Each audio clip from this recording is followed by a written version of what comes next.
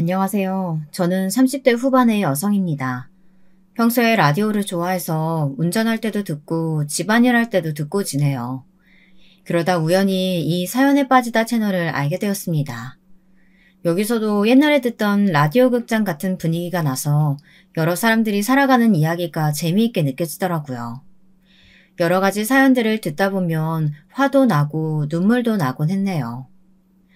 저는 어려서 부모님이 돌아가셨어요. 제가 7살, 동생은 4살 정도였던 걸로 기억합니다. 차를 타고 가다 부모님은 한날 한시에 교통사고로 세상을 떠나셨고, 그때는 저와 여동생 둘 다 어려 부모님이 돌아가신 줄도 몰랐어요. 하물며 동생은 죽음의 개념도 몰랐죠. 부모님의 장례식장에서 고모 삼촌들은 하나같이 저와 여동생을 맡아주시려고 하지 않았습니다.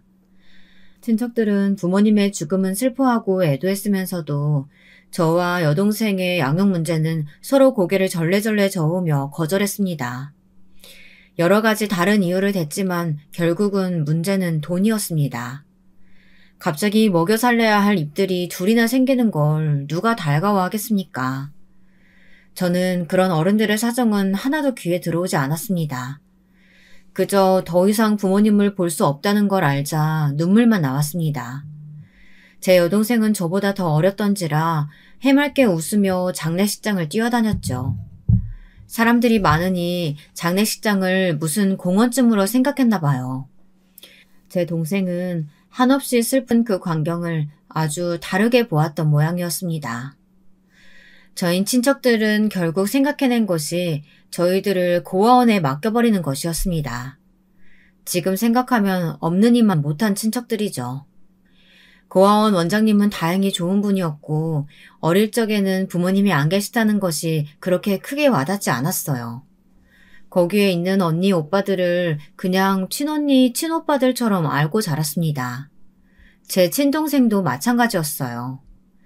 제 기억 속에서 그렇게 부모님의 존재는 조금씩 옅어져 갔습니다. 하지만 부모님 없는 서름은 학교에 들어가고 나서부터 시작되었어요. 초등학교를 들어가서 얼마 되지 않아 몇몇 못된 아이들이 반에서 저를 따돌리기 시작했습니다.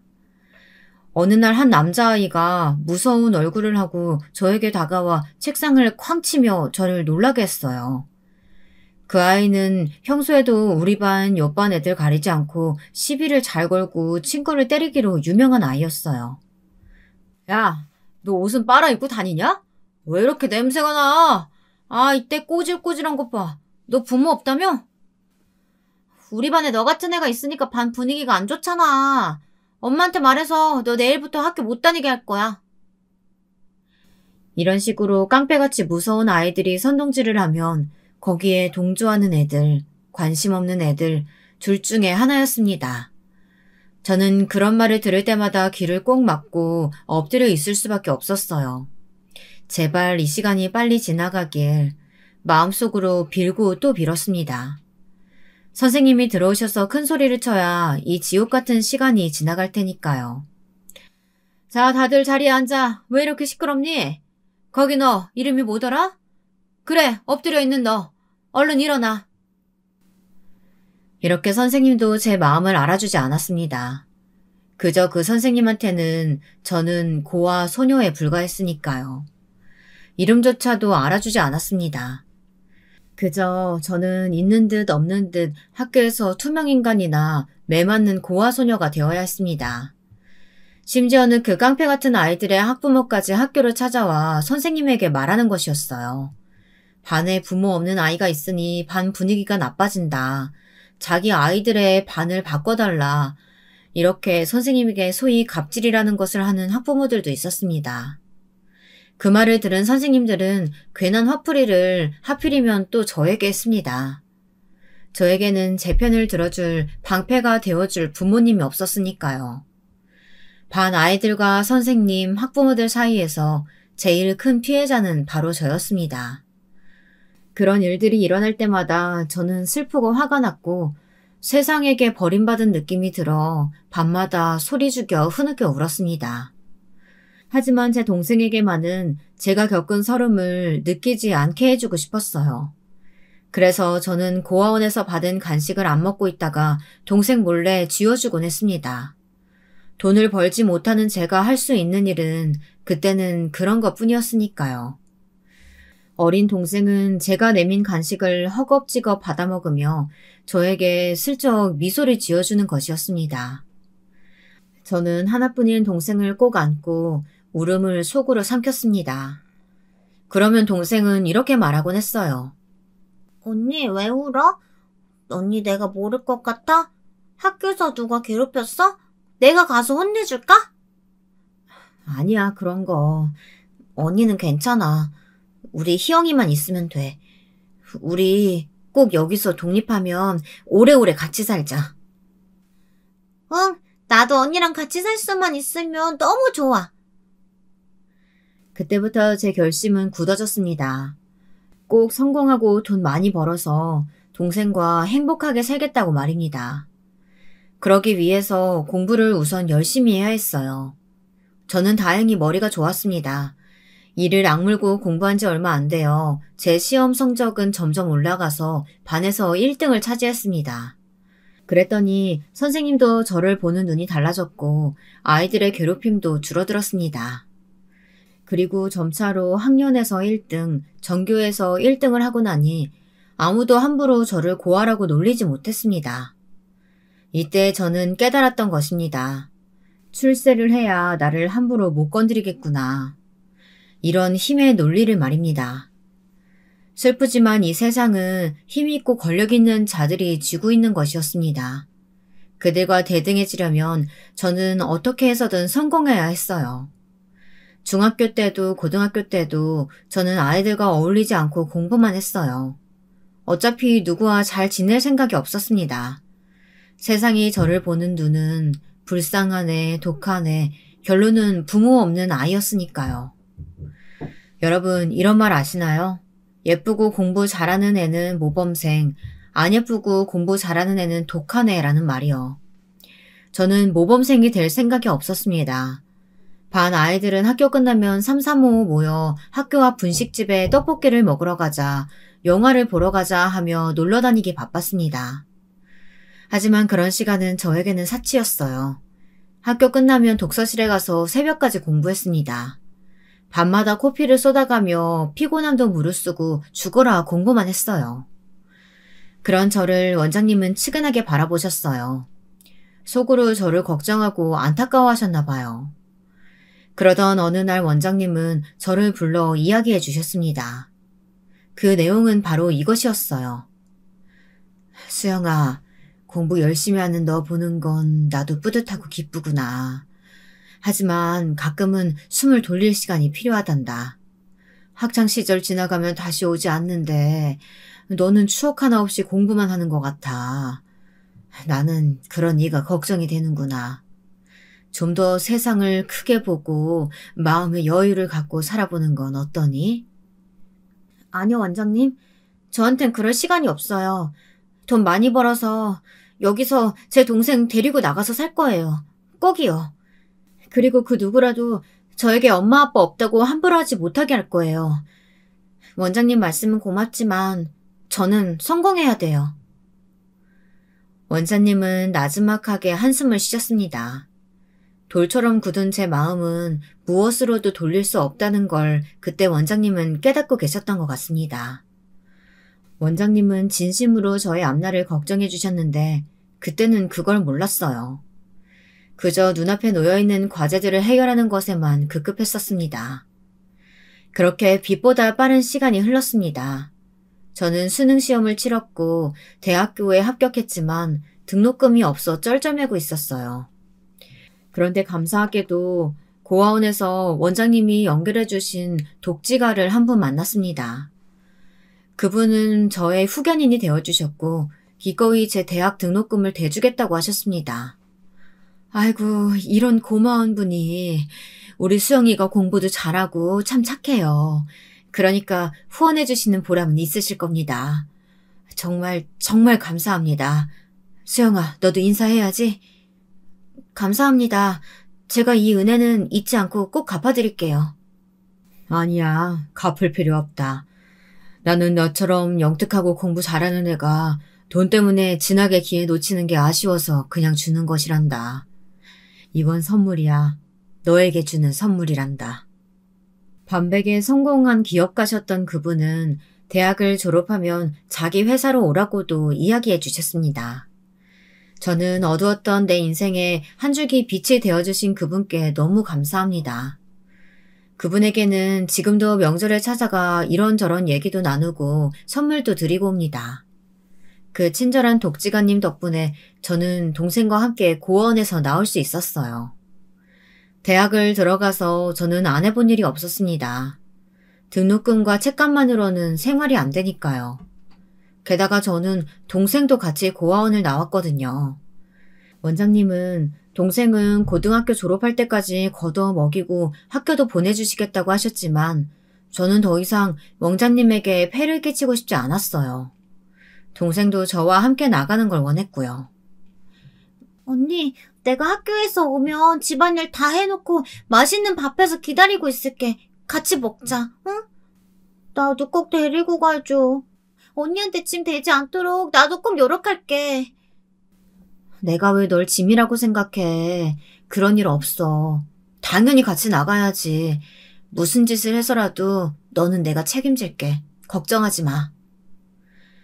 대학을 다니면서 성적이 좋았던 저는 주로 과외를 했어요. 과외를 2~3탕씩 뛰고 집에 돌아오면 녹초가 되었죠. 그렇더라도 공부는 놓을 수가 없었어요. 저에겐 성공해야 한다는 강박관념이 마음속 한구석에 자리 잡고 있었으니까요. 저와 동생은 서로에게 기대면서 가난하지만 단란한 생활을 했습니다. 저는 대학을 졸업하고 제 후견인과의 약속대로 그 기업에 취업을 했어요. 저는 회사에서도 열심히 한 것을 인정받아 이른 나이에 누구보다 초고속 승진을 했습니다. 29의 나이에 팀장 자리에 앉게 되었습니다. 혹시 낙하산이 아니냐고 회사에서 다들 수근거릴 정도였죠. 저는 제 일을 열심히 했을 뿐인데 말이죠. 그 때문에 결혼은 생각도 하지 못했습니다. 저는 동생을 책임져야 하니까요. 30이 되기도 전에 저는 한 팀을 책임지는 팀장 자리에 올라 있었어요. 그에 따라 연봉도 쭉쭉 올라갔습니다. 저는 길었던 월세방 생활을 청산하고 아파트를 분양받아 동생과 함께 들어갔어요. 그때는 정말 눈물이 났습니다. 내 집이라는 것이 이렇게 안정감을 준다는 것을 전에는 몰랐거든요. 제 동생 역시 처음 집을 가지게 된 걸 너무나 좋아했습니다. 언니, 이 집 너무 좋다. 나 이렇게 넓은 집 처음 살아봐. 언니 고마워. 언니 덕분에 나도 호강하고 살 수 있겠다. 그치? 언니 혼자 부담하게 하지 않을 거야. 나도 이 집 대출금판 낼게. 그런 소리 말고 너는 공부 열심히 해. 언니가 너 회계사 될 때까지 뒷바라지 해줄 거니까 너는 회계사가 되는 것만 생각해. 알았지? 제 여동생은 명문대 회계학과를 나와서 한창 회계사 공부를 하고 있었습니다. 저의 후견인이신 회사 사장님은 제 동생의 등록금도 준비해 주셨어요. 남매가 나란히 회사에서 열심히 일하기를 바란다고 하시면서요. 너무 고마운 분이셨죠. 그래서 저는 동생에게도 말했어요. 고마운 분의 은혜를 잊으면 안 된다. 그러니 회계사가 되면 꼭 우리 회사에 들어오라고요. 동생도 당연히 그래야 한다고 알고 있었고요. 그렇게 회사 생활도 어느 정도 자리를 잡고 안정된 생활을 시작했습니다. 저는 일로서 성공해야 한다는 마음에 변함이 없었어요. 당연히 남자와의 연애는커녕 아예 관심을 갖지 않았습니다. 제 목표는 일을 해서 동생과 둘이 행복해지는 거였거든요. 그런데 같은 부서 내에서 일하고 있는 신입사원이 정말 넉살 좋게 저에게 계속 대시를 하는 거였습니다. 그 신입사원은 몇 번이고 밀어내고 거절해도 끈질기게 따라붙더군요. 처음엔 냉정하게 대했지만 저는 어느새 그 남자에게 조금씩 스며들며 방어벽이 무너지더군요. 팀장님, 여기 캔커피요. 드시면서 하세요. 제가 도와드릴 일 뭐 없습니까? 신입사원이 도와줄 일이 뭐가 있겠어요. 시간 다 되면 퇴근하시지 뭘 이런 걸 가져와요. 아무튼 잘 먹을게요. 아닙니다. 저 복사 잘합니다. 제가 복사해드릴게요. 이리 주세요. 이런 식으로 그 사람은 처음엔 살살거리면서 저에게 도움이 되려고 하더라고요. 저하고 나이는 동갑인데 군대 갔다가 와서 취업 준비생으로 몇 년 보내고 이 회사에 겨우 합격을 했다고 하더군요. 지금 생각하면 정말 제가 왜 그랬는지 모르겠어요. 사랑에 눈이 멀었다고 밖에는 생각이 들지 않습니다. 그것도 가장 어리석은 형태의 사랑이죠. 다 퍼주는 그런 사랑이었던 것 같아요. 네, 이제 다들 눈치채셨을지 모르겠습니다. 그 사람은 문제의 제 전남편이었습니다.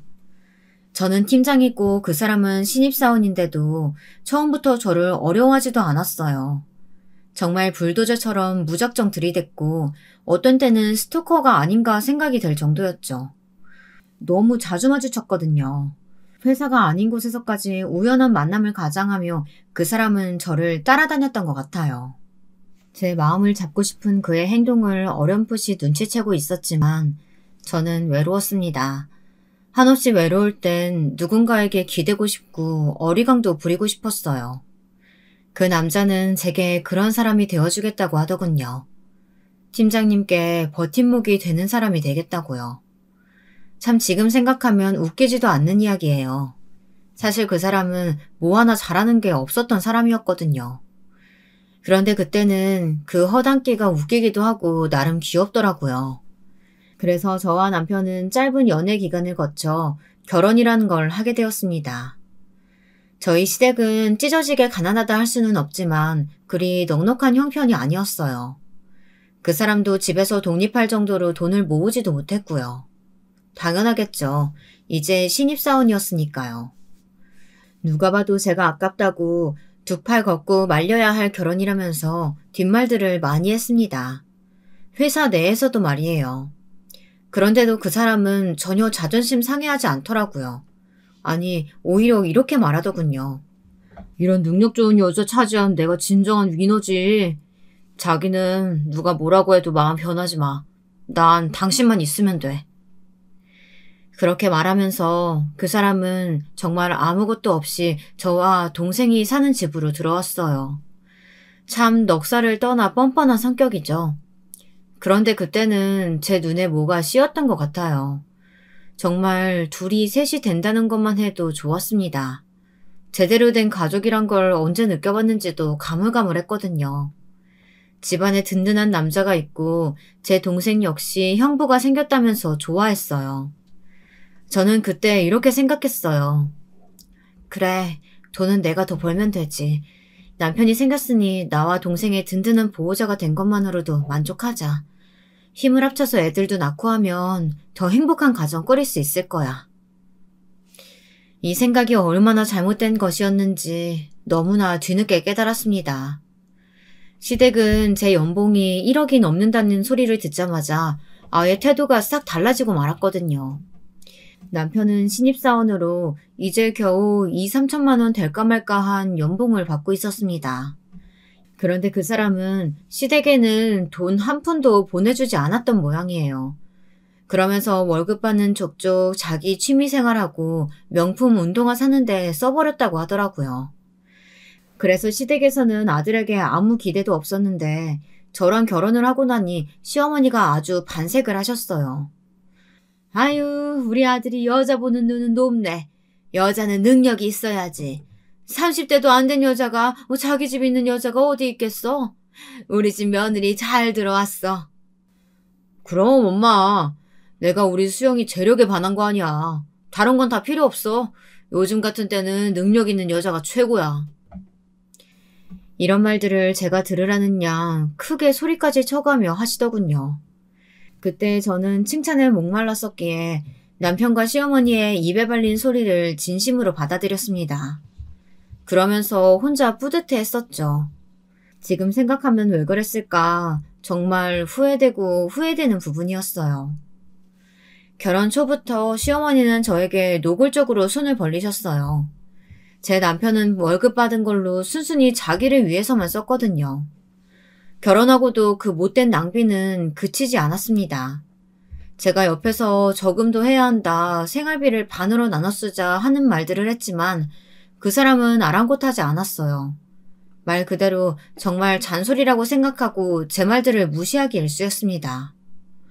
당신이 버는 돈만으로도 생활비 써도 나 당신 처지에 세 사람 사는데 전혀 문제 없잖아. 당신은 팀장이고 나는 겨우 신입사원인데 이 정도는 그냥 내 용돈이라고 생각하고 봐주면 안 되냐? 부부가 되었으면 서로 수입을 공개하고 합리적으로 가정 운영을 해야지. 물론 당신이 그런 생각할 수도 있지만 나도 나갈 돈 많아. 미래를 위해서 저금도 해야 하고 애들도 나오면 집도 더 큰 데로 가야지. 여보, 애를 왜 낳아? 애 낳으면 돈 많이 들잖아. 그러니까 당분간은 신혼생활 즐기고 애는 낳지 말자. 남편이 이런 말을 할 때 알아봤어야 했는데 저도 지금 직장에서 직급이 있는데 아기를 낳으면 맡길 곳이 없잖아요. 그래서 남편의 말도 일리가 있다고 바보 같은 생각을 했습니다. 게다가 시어머니는 툭하면 저에게 집에 뭐가 없다, 뭐 사다 달라 이러면서 자꾸 요구를 하는 것이었어요. 예를 들면 이런 것이었습니다. 어느 날 제가 직장에서 열심히 일을 하고 있는데 시어머니에게서 전화가 왔습니다. 뻔하게 직장에서 한참 일할 시간인데도 시어머니는 아랑곳하지 않고 전화를 했습니다. 예, 우리 집 냉장고가 고장이 났어. 너무 오래돼서 그런 것 같은데. 이게 내가 시집 올 때 해온 거거든. 그러니까 우리 집에 명품 냉장고로 하나 보내주렴. 양문형에 한 7, 800리터 정도 되는 큰 걸로 골라서 보내. 알았지? 제가 회의 중에 잠깐 나온 거라 이따 집에 가서 전화 드릴게요. 저는 전화를 끊고 한숨이 절로 나왔습니다. 시댁은 시댁이 아니라 정말 칼만 안 든 도둑놈들이었어요. 그렇지만 저는 거절하면 버림받는 것이 두려웠어요. 이왕 결혼했으니 맞춰드리고 살자는 생각으로 묵묵히 해드렸습니다. 제가 싸우기 싫어 아무 말 없이 냉장고를 해드리자 시어머니는 이제 집안 전체 살림을 바꾸려고 드시더군요. 밥솥이 고장났다, TV가 너무 작다, 장롱을 바꾸고 싶다 하시면서 말이에요. 전 신혼집 살림보다도 훨씬 더 크고 비싼 것들로 채워가는 시댁을 보며 뭔가 잘못되었다는 생각이 들기 시작했습니다. 시어머니도 시어머니였는데 더 어이없는 사람은 시누이였어요. 시누이는 26으로 제 동생과 동갑이었는데요. 집에서 백수로 빈둥거리면서 연애만 열을 올려 하는 여자였습니다. 비교를 안 하려고 해도 회계사 공부하는 제 동생과 너무 차이가 나는 건 어쩔 수 없었습니다. 그런데 이 시누이가 시도 때도 없이 전화해 용돈을 달라는 것이었어요. 언니 바빠요?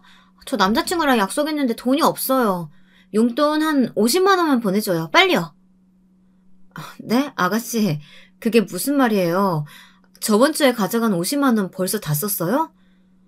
아가씨 정말 너무한 거 아니에요? 저 제 동생한테도 한 달에 50만 원만 줘요. 언니, 시댁에 시집 왔으면 시누이 챙길 줄도 알아야 되는 거 아니에요? 치사하네 진짜. 누가 떼먹는데요? 내가 취직만 하면 돈 갚는다고요. 그러니까 지금 당장 보내줘요. 여러분, 이런 얄미운 시누이 보셨나요? 도대체 왜 그 나이 먹도록 백수 생활하면서 저한테 손을 벌리는지 정말 이해가 안 됐어요. 제 동생은 회계사 공부하면서 최소한 쓸 것만 쓰고 옷도 제대로 안 사는데 말이에요. 그래도 착한 제 동생은 불평 한마디 없이 오히려 저에게 미안하다고 했어요. 비교가 안 될래야 안 될 수 없는 상황이었습니다. 하지만 반대로 시댁은 저한테 정말 돈을 맡겨놓은 사람들처럼 못되게 굴었어요. 저는 어쩔 수 없이 야근을 늘려야만 했습니다. 그러다 보니 서서히 피곤해지고 몸이 망가져 가더군요. 집에 와서도 제 동생이 아니었다면 정말 쓰레기집에서 살아야 했을 뻔했어요. 철없는 내 전 남편은 신혼집에서 그저 기생충 같은 생활만 계속해 왔으니까요. 저는 야근하고 밤 11시가 넘어서 들어오는데 남편은 6시 칼퇴근하면서도 집에 와서 제 동생이 차려주는 밥만 먹고 안방으로 쏙 들어가 버린다는 거예요. 이게 무슨 가족인가요? 이럴 거면 룸쉐어를 하죠. 아니, 룸쉐어가 차라리 나아요. 하다못해 월세 수입이라도 있을 거 아니겠어요. 제가 이런 말을 하면 제 팔자를 제가 꼬았다고 말하실 분들도 계실 수 있겠네요. 네, 저도 가족이 되면 마냥 좋기만 할 줄 알았고 다들 협동해서 가정살림 나아지게 할 사람들만 만날 줄 알았습니다. 그런데 그게 아니었어요. 가족이란 이유로 뭘 해줘도 고마운 줄 모르고 당연하다고 생각하는 거. 그런 사람들이 정말 많다는 걸 알게 되었어요. 어쨌든 간에 저는 점점 지쳐가기 시작했습니다. 그게 당연하겠죠. 집안에서 돈 버는 사람은 저 혼자뿐인 것 같았습니다. 남편이 있었지만 자기가 버는 돈은 온전히 자기만 위해서 썼으니까요. 온전히 저 혼자 시부모님, 시누이, 제 동생의 뒷바라지 하는 거나 마찬가지였습니다. 정말 밑빠진 독에 물 붓기가 따로 없었죠. 콩쥐 팥쥐에 나오는 콩쥐의 심정이 절절하게 공감이 갔어요. 못된 계모는 시어머니고 팥쥐는 시누이라고 생각하니 어찌 그래도 딱딱 맞아떨어지는지. 그래도 저에겐 힘을 주는 제 동생이 있었기에 절망은 하지 않으려고 했습니다. 제 동생이 회계사에 합격해서 같이 우리 회사에 들어오면 동생의 결혼을 위한 돈을 따로 마련할 수 있을 것 같았거든요. 그 애가 경제적 독립을 하고 그 연봉을 온전히 그 애만을 위해 쓴다고 했으면 하고 바랬습니다. 이 거머리 같은 시댁 인간들에게서 벗어나 훨훨 자유를 찾아 날아갈 생각이었거든요. 그때까지만 참자 하면서 제 자신을 채찍질했습니다. 그러던 어느 날 저의 후견인이시자 회사의 대표님이신 그분이 저를 따로 불렀습니다. 수영아, 팀장으로서 고생이 많지? 일하는데 불편한 건 없니? 속 썩이는 직원들은 없고? 고생은요, 제가 할 일을 하는 것뿐인데요. 그리고 속 썩이는 직원은 아직 없습니다. 네 남편은 어떻니? 같은 팀 내에서 고생시키지는 않고? 저는 거의 입 밖으로 튀어나올 뻔했어요. 남편의 욕이 말이에요. 인턴인 주제에 칼퇴근하는 거며 제가 무슨 지시만 하면 하나하나 이유를 들어 뺀질거리고 안 한다는 말을 하려고 했답니다. 목구멍까지 올라온 그 말을 가까스로 삼키고 저는 말없이 얼굴을 팍 굳혔습니다. 그랬더니 대표님은 다 안다는 듯 저에게 부드럽게 말씀하시더군요. 내가 말이야, 네가 아니더라도 다 정보 수집하는 채널이 있지. 네 남편 말이다. 이번에 인턴 1년 끝나면 어떻게 될지 몰라. 내 생각엔 잘라버려야 할지도 모르겠다. 대표님, 그래도 제가 어떻게든 사람 만들어 볼 테니까 자르지는 말아주세요. 부탁드려요. 미우나 고우나 남편인데. 수영아, 넌 말이야. 너무 착해. 그게 네 인생의 독이 될지도 몰라. 그러니까 정신 똑바로 차리고 사람의 본질을 봐라. 이 아저씨 말 허투루 듣지 마. 알겠니? 마치 거울로 제 마음을 훤히 보듯 꿰뚫고 계시는 그분의 말에 저는 무너질 수밖에 없었어요. 어쩌면 그렇게 제 미숙함을 다 알고 계시는 건지 대표님은 그저 폼으로 회사를 운영하는 것이 아니었습니다. 그런 것이 관록이라는 것이겠죠. 많은 사람을 상대해본 회사 대표님의 사람 됨됨이를 보는 눈은 놀랍도록 정확한 것이었으니까요. 저도 많은 사람들을 상대해 봤더라면 오늘날 이렇게 시댁 인간들과 얽혀 골머리 아프게 살지도 않았을 테죠. 하루 종일 심란한 마음으로 일을 하고 돌아오니 제 동생이 좀 보자고 하더군요. 무슨 일인가 싶어 동생의 방으로 들어갔어요. 동생은 형부인 제 남편의 눈치를 슬슬 보는 것 같았습니다. 저는 무슨 일인지 의아해서 동생에게 물어봤습니다. 왜 그래? 네 형부 아직 안 들어왔어? 나한테 무슨 할 얘기 있어? 언니, 사실은 말이야. 형부가 좀 이상해.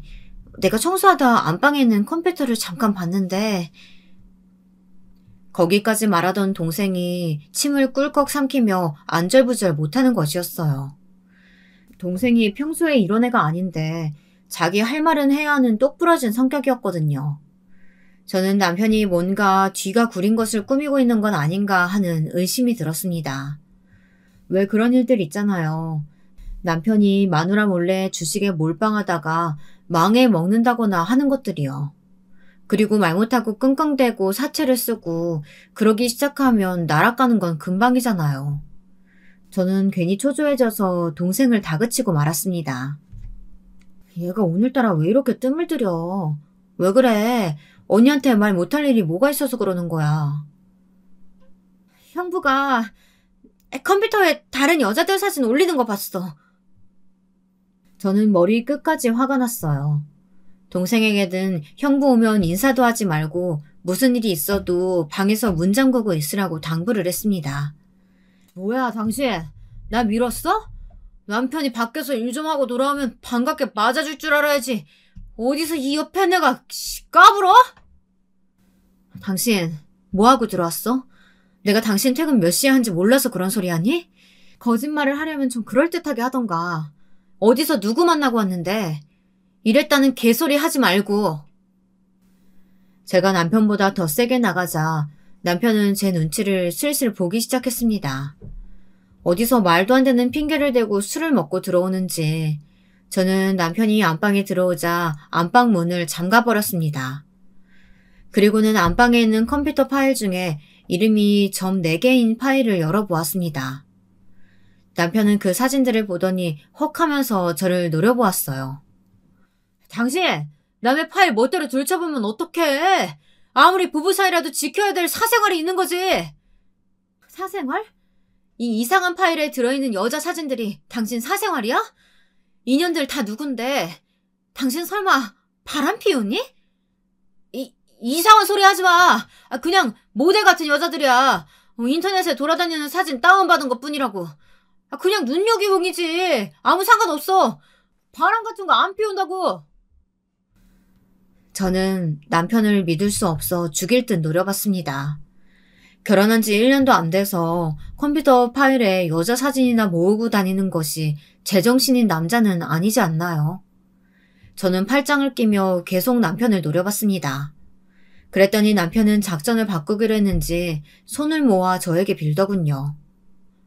여보, 뭘 잘못했는지는 잘 모르겠지만 내가 잘못했어. 그러니까 나 좀 잠 좀 자게 나가줄래?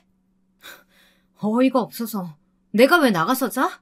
당신이 잘못했으니까 당신이 거실에서 자. 결국 남편은 입속으로 욕을 중얼거리며 나갔습니다. 이불과 베개는 가지고 가더군요.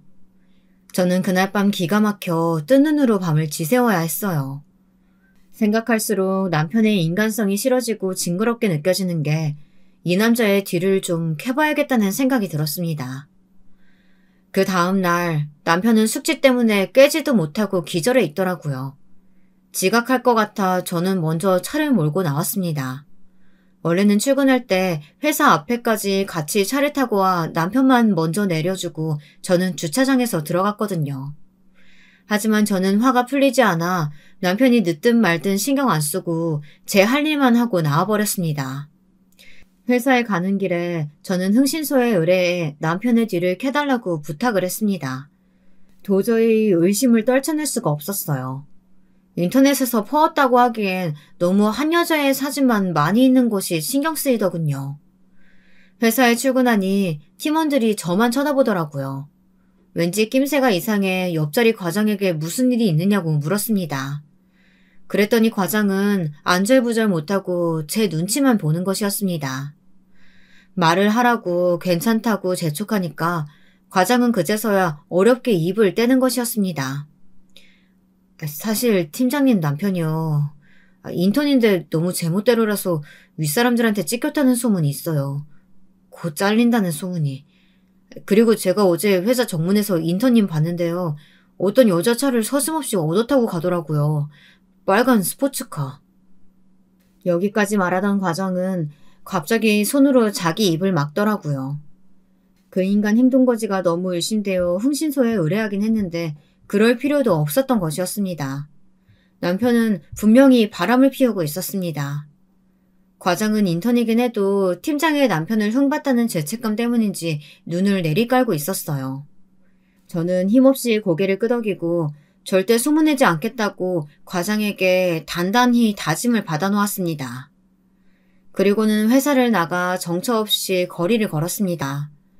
막상 남편의 부정이 사실이라는 것이 드러나자 너무나도 제 자신이 바보같이 느껴지고 남편을 용서할 수가 없었습니다. 남편은 그날 느지막이 일어나 아프다고 핑계를 대고 결근을 한 모양이었습니다.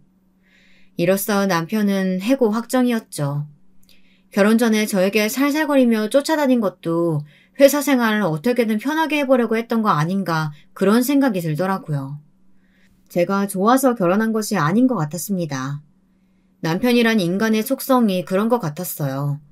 윗사람에겐 약하고 아랫사람이라고 생각하면 갑자기 태도가 돌변해서 막말하고 소리나 지르는 최악의 인간이 있잖아요. 마누라가 직장 상사이니 회사에선 마누라 위세 믿고 까불고 집에 와서는 저를 하녀대하듯 하는 것이 정말 최악이었습니다. 그날 회사에서 야근을 하고 있는데 저를 결정적으로 열받게 하는 일이 벌어졌어요. 여러분, 어떤 일인지 궁금하지 않으신가요? 이번에는 제 시어머니가 제 복장을 뒤집어 놓더라고요. 직원들이 다 퇴근한 빈 사무실에서 일을 하고 있는데 갑자기 핸드폰이 울리더군요. 발신인을 보니 시어머니였죠. 저는 이미 남편에게 화가 나 있는 터라 받지 않으려고 했습니다. 그랬더니 시어머니는 회사 전화로 전화를 하는 것이 아니겠어요? 얘, 왜 이렇게 전화를 안 받아? 시애미가 전화하면 째깍째깍 받아야지. 이래서 부모 없는 애들은 아유 버릇이 없다는 게 티가 난다니까. 무슨 일이세요? 이 한밤중에 전화하실 일이 뭐가 있다고요? 그리고 제 부모님 없는 게 어머님이랑 무슨 상관이 있나요? 말끝마다 고하니 부모 없는 애니 그런 상처되는 말 좀 그만하세요. 제 목소리에 가시가 돋쳐있자 시어머니는 잠시 움찔하신 듯 말이 없으셨습니다. 남편의 바람만으로도 머리가 터질 것 같은데 불난데다가 기름을 부어도 분수가 있죠. 어떻게 안 좋은 일은 한꺼번에 오는지 모르겠습니다. 이렇게 제가 까칠하게 나가자 시어머니는 아주 잠시 주춤했지만 곧 싸가지 없는 목소리로 말을 이어갔습니다. 예, 사실은 우리 집이 이번에 전세 만기인데 우리가 더 큰 집으로 이사 가려고 하니까 너 5천만 원만 보내라. 그동안 네가 바꿔준 가전들이 꽉 들어차 있어서 이번에는 집이 좁아지지 뭐니. 그러니까 내 말은 거시기 이제껏 20평대 아파트에서 숨도 못 쉬고 살았으니까 나도 넓은 데로 이사 좀 가보자. 아무튼 이 시애미 말 알겠지? 이번 달 말까지 이 5천만 원 만들어서 보내. 뭐라고요? 제가 안 된다고 말할 기미가 보이자 시어머니는 잽싸게 전화를 끊어버리셨어요. 자기 할 말만 하고 끊어버리는 예위 따윈 밥 말아먹은 시댁 인간들에게 저는 완전히 질려버렸습니다. 저는 이혼을 결심했어요. 이건 잘못된 결혼이고 빨리 끊어내는 게 맞는 거라는 걸 뼈저리게 깨달았습니다. 내일이라도 이혼 변호사와 상담해서 이 지긋지긋한 남편과 시어머니 그리고 시누이의 얼굴을 안 보고 사는 것이 소원이 되었습니다. 저는 동생을 만나 이런 일들을 의논할까 하다가 금방 마음을 고쳐먹었습니다. 회계사 공부만 해도 벅찬 아이에게 너무 많은 짐을 지우기 싫어서였어요. 제 동생이 너무 착하다 보니 제가 골치 아픈 말을 하면 제 나름대로 고민이 많아질 것임을 잘 알았어요. 저는 동생이 회계사 시험에 합격하기 전까지는 이혼에 관련된 일은 저 혼자 해결하기로 했습니다.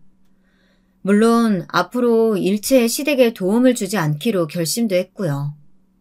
그런데 여러분, 나쁜 일은 정말 겹쳐서 온다는 말이 맞나 봐요. 며칠 후 저는 정말 하늘이 무너지는 소식을 들었습니다.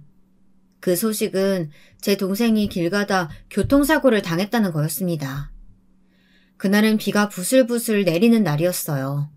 간밤에 꿈을 꿨는데 꿈자리가 뒤숭숭했어요. 저는 마음이 심란한 채로 일어나 출근 준비를 했습니다.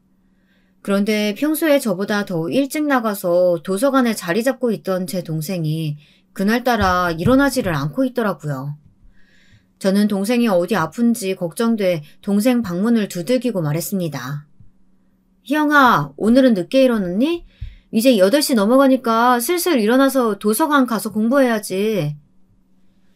하지만 동생은 대답이 없었어요. 몇 번을 두드려도 답이 없길래 저는 그냥 문을 열고 들어갔습니다. 그랬더니 동생이 눈만 겨우 뜬 채로 기운 없이 누워 있었습니다. 전날 밤을 샌 듯 눈 밑에 거무쭉쭉하게 다크서클이 져 있더라고요. 그런 모습을 보니 동생이 측은하게 느껴졌어요.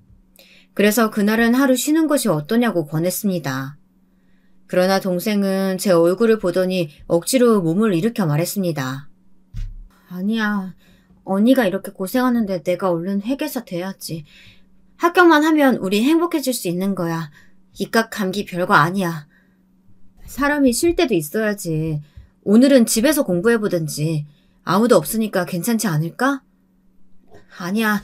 집에 있으면 괜히 딴 생각만 나고 TV만 보게 돼. 도서관에 가든지 카페라도 나가서 할게. 언니, 오늘도 화이팅! 회사 잘 다녀와. 동생은 억지 미소를 지으며 저를 출근시켰습니다. 차를 몰고 회사로 가면서도 저는 동생이 걱정돼 견딜 수가 없었어요. 퇴근하면 내일 아침엔 꼭 병원에 같이 가야겠다고 생각했습니다. 동생 혼자 가라고 하면 귀찮다고 잘 안 갔거든요. 회사에 가서도 동생이 걱정돼 일이 손에 잡히질 않더라고요. 그날따라 남편도 실수가 잦고 전체적으로 마음이 회사에서 붕 떠 있었어요. 그 순간 동생의 폰으로 전화가 왔고 저는 걱정하는 마음으로 얼른 받았습니다.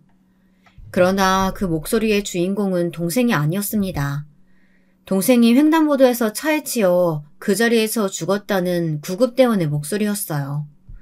대표님, 제 동생이, 희영이가, 저 이제 어떻게 살아요? 네? 어떻게 이런 일이. 수영아, 일단 정신 바짝 차리고 있어. 장례식에 관한 건 다 나한테 맡기렴.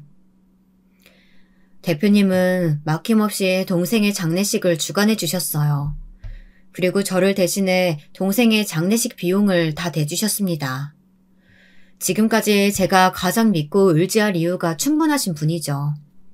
그러나 소식을 듣고 뒤따라온 남편과 시부모님들은 대표님이 모든 결정을 하는 것조차 마음에 들어하지 않으셨어요. 왜 가족들이 있는데 생판 남인 회사 대표가 동생의 장례에 관여하는 것이었습니다. 저는 그 말을 듣고 너무나도 화가 났습니다. 동생 장례식에 와서 일은 못 도와줄 망정 남처럼 서서 고인을 욕이나 하고 있던 인간들이 할 말인가요? 시댁 인간들은 정말 남의 일 보듯 제 동생의 장례식에 관심도 없었습니다. 그러다 제 동생이 사고로 죽어 5억의 보험금이 나온다는 사실을 알게 되자 태도가 확 달라졌습니다. 갑자기 시어머니가 옆에 와서 친한 척을 막 하는 것이었어요. 장례식 3일 동안 밤을 새서 울고 눈이 퉁퉁 부어버린 저에게 와서 글쎄 이런 막말을 하는 게 아니겠습니까? 예, 죽은 네 동생 사고 보상금으로 5억이나 나온다며? 너 그거 어떻게 쓸 거야? 제발 어머니, 제가 지금 그 얘기를 어머니랑 왜 해야 되죠? 이럴 거면 집에 가세요. 아무 도움도 안 되는 시댁 식구들 전 필요 없어요. 뭐? 슬픈 건 너고 난 궁금한 건 물어보지도 못해? 네 동생이 죽은 거야 안 된 일이지만 산 사람은 살아야지. 그 보상금 5억 네 시누이 결혼 비용으로 내놔라. 안 그래도 얘가 결혼하고 싶어 죽겠다고 하는데 우리 집에 돈이 없어. 그러니까 그 보상금 받으면 네 남편한테 보내. 정말 지옥의 악마도 이 인간들 같진 않을 거예요. 저는 더 이상 말을 섞기 싫어 시어머니를 무시했습니다. 그러나 그 노인네는 끝까지 저를 따라다니면서 5억, 5억, 온통 그 얘기만 해댔습니다. 저는 인내심에 한계가 왔습니다. 동생의 장례식장에서 헛소리를 짓거리는 시모도 아닌 그 미친 늙은이의 뺨을 세게 때렸습니다. 그리고 악에 받쳐 소리를 질렀어요. 시끄러 이 늙은이야. 미쳤어? 인간이면 이럴 수 없는 거야. 내 동생이 죽었는데 보상금 운운하고 그걸 또 당신 딸 결혼자금 보태라고 내놓으라고? 이제 참을 만큼 참았고 더 이상은 못 참아. 이혼이야. 이 미친 인간들아. 다 나가. 내 동생 장례식장에서 다 나가라고. 저는 시어머니와 남편의 팔을 질질 끌고 나가 장례식장에서 내쫓고 말았습니다. 지금도 그 결정엔 전혀 후회가 없습니다. 유일한 혈육인 동생이 죽어 슬퍼하는 사람 옆에서 사고 보상금에 대해서 말을 한다는 것도 어이가 없는데 그걸 자기 딸 결혼 비용으로 내놓으라는 게 말이 됩니까? 제가 전생에 뭔 죄를 지었다고 신이 이렇게 저를 시험하는 것인지 모르겠습니다. 저는 그 자리에서 지긋지긋한 시댁 인간들을 다 내쫓고 저 혼자 상주가 되어 발인까지 끝마쳤습니다. 장례식이 끝난 후 저는 허탈하고 슬픈 마음으로 집에 돌아왔어요. 그런데 제 집에 그 남편이라는 인간이 기생충처럼 아직도 붙어있는 거 아니겠어요? 저는 기가 막혀 남편에게 삿대질을 하며 소리쳤습니다. 이혼한다는 소리 못 들었어? 나를 뭘로 보는 거야? 내가 너네들 호구야? 이제까지 나한테 붙어서 기생충처럼 등골 빨아먹었으면 됐지. 아직도 모자라니? 얼른 안 나가? 안 나가면 경찰 부를 거야. 이 여자가 미쳤어? 왜 소리를 지르고 난리야? 내가 뭘 잘못해서 이 집에서 나가? 얼른 밥이나 차려와. 네 동생 죽은 건 알 바 없고 난 아직 네 남편이니까 쫓겨날 이유 없어. 저는 뻔뻔스러운 그 인간 말종의 얼굴에 사진을 뿌려버렸습니다. 남편의 파일에 있던 여자와 남편이 놀아나고 있었던 사진들이었어요. 남편은 그 여자와 모텔도 가고 그 여자 차로 드라이브도 다녔더라고요. 흥신소에서 받은 바람을 피운 확실한 증거였습니다. 그 사진을 보자마자 남편의 얼굴이 새파랗게 질렸습니다. 그 인간 말종은 비틀비틀 일어나더니 꽁지가 빠져라 달아나더군요. 저는 미친 듯이 웃음만 나왔습니다. 비열한 저 시댁 인간들에게 가엾은 우리 자매가 착취당한 거나 마찬가지였죠. 세상 물정을 몰라도 너무 몰랐고 착한 아이 컴플렉스에 걸려서 악마 같은 시댁 인간들이 하자는 대로 다 해왔던 지난 날들이 그렇게 후회되더라고요. 이제라도 정신 차려서 다행이라고 생각합니다. 대표님은 저에게서 그동안의 사정 이야기를 들으셨습니다.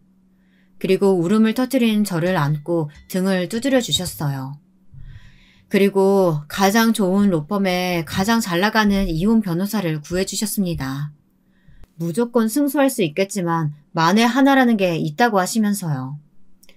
수영아, 지금까지 나쁜 일 때문에 마음고생했다면 앞으로는 네 인생에 한 줄기 빛이 비추는 날도 있을 거다. 용기 잃지 말고 힘내. 내 그 인간들 전부 네 옆에 얼씬도 못하게 할 테니까 걱정 말고. 이번에 미국 워싱턴에 실장 자리 하나 비었는데 내가 널 그쪽으로 보내주마. 저는 꼭 친정 아빠같이 저를 돌봐주시는 그분께 정말 무한한 감사를 드립니다. 이제 하늘 아래 혈혈단신 저 혼자지만 저는 외롭지 않습니다. 마음만 먹으면 대표님도 그리고 제 고아원 원장님도 모두 가족이나 마찬가지니까요. 그분들을 친부모님처럼 여기고 오늘도 살아가고 있습니다. 나중에 안 사실이지만 제 전남편은 여러 여자를 무분별하게 만나고 다니다가 그 내연녀에게도 걸려 쌍으로 고소를 당했다더군요. 저와 그 여자 모두 남편을 고소했고 시댁은 그 합의금으로 엄청난 빚을 졌다고 하더군요. 정말 그렇게도 속이 시원할 수가 있을까요? 이혼 소송 끝내고 그 거머리 같은 시댁을 끊어낸 후 저는 지금 워싱턴 지사에서 열심히 일을 하고 있습니다. 지금 생각하면 헛웃음만 나오는 추억이죠. 둥근 보름달이 뜨는 밤이면 동생의 얼굴이 겹쳐서 보입니다. 동생을 생각하면 지금도 눈물이 눈앞을 흐리지만 동생은 제 가슴 속에 항상 살아있습니다. 어렸던 나의 동생, 26 꽃다운 나이에 하늘의 별이 되어버린 제 동생에게 저는 오늘도 향을 피워 바칩니다. 보고 싶지만 꾹 참아봅니다. 죽으면 만날 수 있을 테니까요. 여러분, 제 이야기는 여기까지입니다. 밤바람이 차가운 계절이네요. 모두 감기 조심하시고요. 길고도 슬픈 사연 들어주셔서 감사합니다. 여러분들의 가정 내에 행복만 가득하시길 바라겠습니다. 안녕하세요. 요즘은 세상살이 만만치 않다고 느껴지는데요. 그래도 사연 채널의 사연들을 들으며 위로받고 있는 30대의 평범한 여성입니다. 아직 결혼을 하진 못해서 주변 친구들 떠나는 걸 보며 나도 언젠간 얼른 결혼하고 싶다는 생각만 많이 하고 있어요. 오늘 제가 이 사연 채널에 사연을 신청하게 된 건 다름 아닌 저희 가족 이야기를 들려드리기 위해서인데요. 사실 이런 얘기 창피하기도 하고 부끄럽기도 해서 한 번도 남에겐 제대로 해본 적이 없었습니다. 근데 얼마 전 큰일을 겪고 나니 생각이 바뀌었어요. 소가리만 하고 살아 그런가 이젠 제 입으로 얘기를 할 때가 온 것 같더라고요. 그래서 사연을 신청하게 되었습니다. 제 나름대로 큰 용기를 가지고 쓰는 사연이니 끝까지 들어주신다면 정말 감사할 것 같습니다. 어디서부터 이야기를 해야 할지 사실 좀 막막한데요. 아무래도 유년 시절부터 차차 이야기를 꺼내가는 게 좋을 것 같아요. 저는 어린 시절 그다지 행복한 가정에서 자라지 못했습니다. 부모님은 매일같이 싸우셨고 특히 아버지와는 사이가 그리 좋지 못했어요. 저희 아버지는 흔히 말하면 아주 가부장적인 분이셨는데 여자 일 따로 남자 일 따로 있단 주의셨어요. 그래서인지 아버지가 정상적으로 회사를 다니실 땐 어머니를 그리도 못 살게 구셨어요. 아니, 당신 내가 설거지 이거 해놓으라고 했어, 안 했어? 대체 정신을 어디다 두고 다니는 거야? 집에 있는 사람이 이거 하나 제대로 못해? 진짜 일하고 와서 사람 피곤해 죽겠는데 내가 이런 것까지 일일이 신경 써야 해? 아, 여보, 그게 아니라 오늘 애가 친구랑 놀다 조금 늦게 들어와서 우리가 저녁을 방금 먹었어요. 금방 상 치우려 했는데 마침 당신이 들어왔어요. 그래서 뭐 어쩌라고? 그리고 지은이 너는 왜 늦게 들어와? 아빠가 학교 끝나면 제깍제깍 집에 들어와 있으라고 했어, 안 했어? 걔집애가 대체 어딜 쏘다니느라 이렇게 매번 늦는 거야? 공부는 안 할래? 아빠, 오늘 친구 생일이라서 반 애들 다 초대받아서 간 거예요. 그리고 지난번엔 아빠가 하루 놀다 와도 된다 했는데. 너 어디서 아빠 말에 토를 달아? 어디서 그런 못된 걸 배웠어? 조용히 안 해? 아, 여보, 그만해요. 애 잡겠어요. 내가 잘못했어요. 내가 제대로 해놓을 테니 그만하고 씻고 주무셔요. 저희 집 분위기는 매번 이런 식이었습니다. 아빠는 집안의 왕처럼 군림하고 계셨고 그 아래에 있는 저와 엄마는 언제나 아버지 눈치를 보며 살아야 했죠. 아버지가 주무실 땐 행여나 깰까 저랑 엄마가 발 뒤꿈치마저 들고 다니면서요. 그래서 엄마는 항상 그런 제게 미안해하시곤 했어요. 저는 어린 나이에도 아버지가 집에 들어오면 늘 소란이 일어난다는 걸 알았기 때문에 집에 들어오지 않길 간절히 바랬습니다. 어쩌다 지방 출장이라도 잡혀 며칠 들어오시지 않는다고 들으면 그게 그렇게도 기뻤어요. 그 출장이 영원히 길어져서 집에 돌아오실 날이 없기를 바라곤 했죠. 어머니는 근데 또 그게 마음이 아프셨나 봐요. 다 자기 때문이라고 모든 게 자기 탓이라며 행복한 가정을 만들어주지 못해 미안하단 말씀을 자주 반복해서 하시곤 했습니다. 그러던 어느 날이었어요. 아버지가 제 바람처럼 한 달여간을 들어오시지 않는 날이 생겼는데요. 그해 저는 너무 기뻐 춤이라도 추고 싶을 만큼 좋았지만 어째 어머니 표정은 그렇지 않았어요. 한숨을 하루에도 12번씩 푹푹 쉬어대시며 좋지 않은 일을 예감하셨어요. 역시나 어머니의 예상대로 집안에 기어이 일이 벌어지고 말았습니다. 엄마와 제가 자려고 누운 밤 시간 아버지가 갑자기 들어오셔선 저희에게 짐을 다짜고짜 챙기라고 하셨어요. 짐이요? 아니, 여보, 무슨 일이에요? 지금 공장 넘어가고 빚쟁이들이 나 쫓고 있어. 여기부터 들이닥칠 거야. 아, 뭐해? 얼른 짐 싸야 한다니까? 그때의 상황은 거의 전쟁터를 방불케 했어요. 총알만 없는 전쟁터나 다름없었어요. 저희는 피난이라도 가는 사람처럼 미친 듯이 짐을 쌌고 몇 개는 미처 챙기지 못하게 서둘러 아버지의 차에 올라타야만 했습니다. 그리고 아버지는 차에 올라타자마자 어디로 가는지도 알려주지 않은 채 으슥한 밤길을 운전해 가셨어요. 그러다 몇 시간 후 피곤해 지쳐 잠깐 졸던 제가 어머니 손길을 깨워줘 일어나 보니 어느 시골에 폐가 같은 집이 눈앞에 있었어요. 아버지는 그 집을 가리키며 당분간 여기서 지내야 하니까 짐 갖다 놔라고 하셨고요. 아빠, 여기 너무 무서운데 저런 데서 어떻게 자요? 뭘 어떻게 자긴. 지금 우리 집 상황이 이 꼬락서니가 됐는데 그런 철없는 말이 나와? 당장 안으로 들어가. 귀신이라도 나올 것 같은 집에 들어가기가 무서워 아버지 옷자락을 잡고 조그맣게 소리를 내어보았지만 아버지는 곧바로 저를 안으로 밀어넣으셨습니다.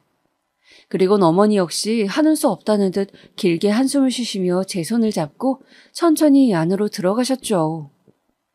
그날 밤은 잠을 한숨도 잘 수 없었습니다.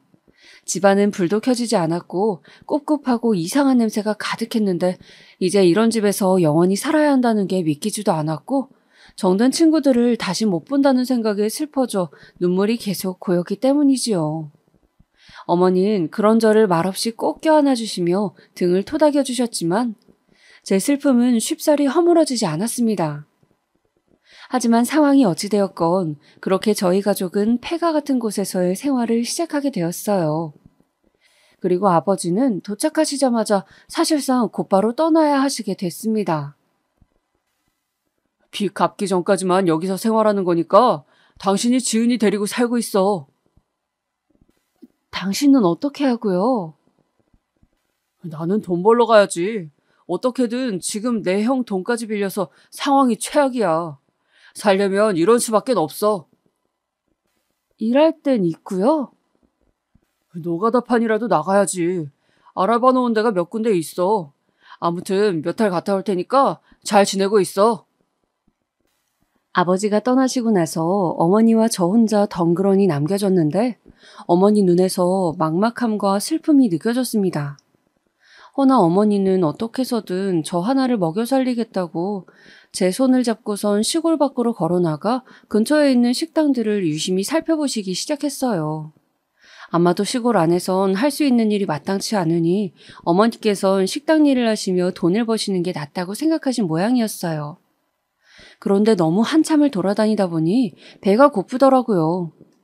저도 모르게 배꼽시계가 계속 울리자 어머니는 배고프니 하고 물어보셨죠. 어머니는 급하게 저를 길거리에 세워두고 슈퍼 안으로 들어가 긴 말씀을 나누셨습니다. 그리고는 다시 나왔는데 나오는 어머니의 손에는 아무것도 들려있지 않았고 눈엔 눈물이 가득 맺혀 있었어요. 엄마, 미안하다 우리 딸. 우리 딸 배고파서 어쩌지? 어쩌면 좋니? 그리고 어머니는 그 자리에서 그만 저를 끌어안고 끄끄거리시며 오열을 하셨습니다. 사람들이 지나가며 저와 어머니를 힐끗힐끗 쳐다보았지만 어머니의 눈물은 그칠 새 없었고 저 또한 울음을 같이 터뜨리고 말았어요. 그런데 그때였어요. 갑자기 저희 바로 앞에 있던 중국집 사장님께서 이 광경을 이상하게 생각하시곤 문을 열고 나오셨습니다. 아니 무슨 일인데 이리 울어요? 애기 엄마 괜찮아요? 잠깐 가게 안으로 들어와 봐요. 애기 너도 같이 와라. 중국집 사장님의 따뜻한 말씀에 저와 엄마는 가게 안으로 들어가 앉았고 내어주신 짜장면을 먹으며 급하게 허기를 달랠 수 있었습니다.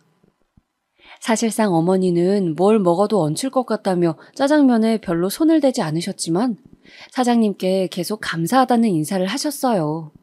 그러다 이내 이어진 사장님의 질문에 어머니는 천천히 사정을 털어놓게 되셨죠. 아니 근데 왜 대낮에 길거리에서 애를 붙잡고 울고 있었던 거예요? 내가 얼마나 놀랐는지 알아요? 무슨 딱한 사정이라도 있는 거예요? 사실은 저희 애기 아빠 사업이 망해서 갑자기 여기로 어제 이사를 오게 됐어요. 근데 돈이 한 푼 없이 나오는 바람에 마땅히 먹을 것도 없고 그래서 일자리를 찾고 있었어요. 그리고 중국집 사장님은 천천히 어머니의 말을 귀 기울여 들으시더니 그럼 이렇게 하자며 제안하셨습니다. 자기 중국집에서 먹을 것도 해결하고 월급도 줄 테니 일을 하자고요. 정말 그래도 될까요? 감사합니다. 정말 감사합니다. 감사하긴. 젊은 사람이 애 안고 우니까 내가 다 애처롭네. 돈이야 벌면 되니 너무 걱정 말아요. 2명분만 먹고 살면 되는데 뭐 그리 걱정해요? 중국집 사장님은 그렇게 처음 본 저희 모녀에게 손을 내밀어 주셨고 그 후로부턴 어머니는 중국집에서 일을 하시게 되어 덕분에 먹고 살 걱정은 안 할 수 있게 되었어요. 그리고 저희가 살던 폐가 같은 집도 중국집 사장님의 남편분이 오셔서 몇 번 고쳐주시니 그나마 살 수 있는 곳이 되었고요. 혼자 집에 앉아 어머니를 기다리기가 심심하고 외로우니 가끔은 중국집으로 놀러 가고 싶기도 했지만 어머니가 실례라며 그러지 말라고 했던 말이 생각나 그냥 집에 있거나 앞에 보이는 산이나 논밭을 걸어다니며 마음의 헛헛함과 외로움을 달래곤 했어요. 그리고 내심 아버지가 언제 오실지 기다리기도 했죠. 저한테 매정하고 엄격했던 아버지였지만 그래도 아버지가 무사히 건강하게 돌아오셨으면 좋겠다고 생각했습니다. 그러던 중 제 바람대로 아버지가 오시게 되었는데요. 아버지는 그간 통통했던 체격에서 살이 쪽 빠져 상당히 마른 몰골로 들어오셔 저와 어머니를 놀라게 했습니다. 당신 괜찮은 거예요? 생각보다 빨리 왔네요. 그때 반년은 걸릴 거라 했잖아요. 빚은요? 빚은 다 갚은 거예요? 그런데 이상하게 아버지는 아무 말씀이 없으셨습니다. 그저 손 안에 든 술병을 입 안으로 털어놓으며 어머니에게 술상이나 좀 차리라 하시더라고요. 당신 불안하게 왜 그래요? 무슨 일 있었던 거예요? 없어. 없는 사람이 왜? 아니 솔직하게 말해봐요, 네? 없다니까. 왜 또 사람 귀찮게 해? 가서 술상이나 차려오라고. 아버지의 버럭거리는 소리가 들리자 저 또한 심장이 쿵 한 번 내려앉았습니다. 어머니도 마찬가지였을 겁니다. 어머니는 어쩔 수 없이 일단 간단한 반찬거리를 사와 아버지에게 푸짐한 밥상을 차려주셨어요. 그리고 아버지가 조금씩 술에 취하는 모습을 보이자 어떻게 된 일인지 물으셨어요. 그때 아버지께서도 입을 여셨죠. 망했어 다. 빚 갚을 길이 안 보여. 나 멀쩡한 것 같지? 아니야. 공사장에서 일하다가 다치는 바람에 귀 한쪽이 안 들리게 됐어. 자칫하면 죽을 수도 있었다고. 더 이상은 일 못하겠어. 아니, 당신 귀가 안 들린다고요? 그래. 지금도 당신 목소리가 웅웅거린다고. 보호장비도 제대로 갖춰져 있지 않은 데서 일하니 이 꼴이 나지? 한강 가서 죽을까 하다 마지막으로 당신이랑 지은이 얼굴이라도 보려고 온 거야. 여보, 무슨 그런 말을 해요. 한강이라뇨. 그런 나약한 소리 말아요. 우리 여기서도 충분히 빚 갚고 살 수 있어요. 나 저기 아래 중국집에 취직했어요. 작지만 월급도 번다고요. 당신도 여기서 할 수 있는 일이 있을 거예요. 당신이 돈을 번다고? 네, 마음씨 좋은 중국집 사장님이 취직시켜 주었어요. 이 돈으로 나랑 지은이 입에 풀칠을 하면서 살고 있었고요. 어쨌든 여보, 우리 희망 놓지 말고 살 방법을 찾아봐요, 네? 어머니의 말에 아버지는 술에 잔뜩 취한 채로 갑자기 흐느껴 우시기 시작했고 그 울음소리가 잠잠해질 때 저도 어머니도 아무 말하지 않았습니다. 아버지는 이 모든 게 자기 때문이라며 처음으로 저희에게 미안하단 말을 하셨습니다. 그리고 앞으론 이런 고생 시키지 않겠단 말도 했죠. 아버지가 저희에게 그런 식으로 사과를 한 건 처음 있는 일이었습니다. 늘 윽박만 지르고 잔소리만 했던 아버지였는데 이런 나약한 모습으로 가족에게 사과를 건네시니 어린 제가 보기에도 아버지가 퍽 불쌍해 보이더라고요. 어머니 역시 마음이 안 좋았는지 저에게 했던 것처럼 우는 아버지를 껴안으시며 등을 토닥여 주었습니다. 그런데 사람의 본성이란 쉽게 바뀌지 않는 걸까요? 처음엔 어머니 말대로 일을 구하겠다는 아버지가 언젠가부턴가 집 밖을 나가지 않기 시작하셨습니다. 그리곤 온종일 집에만 틀어박혀 술만 마셨어요. 아버지가 마신 술, 담뱃값만 따져도 그 당시 우리 생활비의 3분의 1은 됐을 겁니다. 여보, 이러지 마요. 나랑 약속했잖아요. 왜 또 이러는 거예요? 술, 담배에 빠지면 약도 없는 거 몰라요? 당신 이러다 몸도 망가진다고요. 허나 어머니가 아무리 아버지를 말리시고 빌고 애원해봐도 아버지는 꿈쩍도 하지 않으셨어요. 그저 술상 차려라, 여자가 남자 말하는데 끼어들지 말라, 애나 봐라 이런 말뿐이었죠. 그러다 나중에는 저를 불러 담배 심부름까지 시키더라고요. 어린 제게 무슨 힘이 있었겠어요.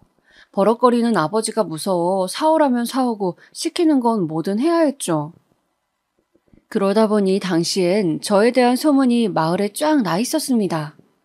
어른들은 저를 술병 걸린 아버지 딸이라고 불렀고 가끔은 담배 심부름하는 딸이라고 부르기도 했습니다. 뭐가 되었든 둘 다 제게는 수치스러운 별명들이었습니다. 특히나 학교에선 더욱 그랬죠. 시골에 정착하면서 작은 학교에 다니기 시작했는데 시골 학교 특성상 서로서로 다 아는 집안이고 말이 전해지기도 쉬우니 거기서도 저는 놀림 대상이었습니다. 야, 너 오늘도 담배 심부름했냐? 진짜 불쌍하다. 아빠가 너 때리진 않아? 아이들은 비웃으며 이런 말을 하곤 했고 저는 그럼 잔뜩 위축이 되어 말을 버벅거리다가 화장실로 도망가곤 했습니다. 그런 저를 찾으러 오는 건 항상 선생님뿐이셨죠.